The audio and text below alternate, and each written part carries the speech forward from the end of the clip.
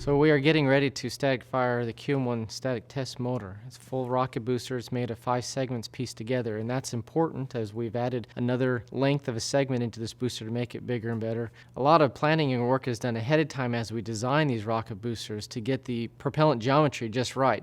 We know at any given time during the burn of that motor what the thrust is and what the profile of the pressure is inside that motor. So with the new thrust profile for the SLS boosters, we've added an extra fin and changed some of the geometry of our propellant surfaces so we can burn more propellant at the beginning of the test, or beginning of the rocket firing. To get a solid rocket booster to burn, we have an igniter at the front end that it's like a small rocket in itself, and it shoots a flame 150 feet down this entire rocket booster and ignites all the surface of the propellant all at once. Once you ignite a solid rocket booster, it can't stop it. You don't flip a switch to turn it on and off. At the same time, you can't turn a knob to increase your thrust or decrease your thrust.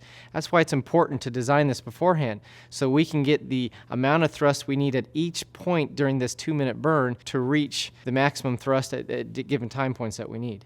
At the beginning of the burn is when we have the most thrust, about 3.5 million pounds of thrust that we maintain for about 25 seconds. It takes just over 2 minutes of rocket firing for the propellant to completely burn out. And the propellant is burning really fast. It's got a certain rate that it's burning, but it's burning from inside out. So as every second goes by, it's like one layer of that propellant is essentially being peeled away and shot out the end of that rocket motor.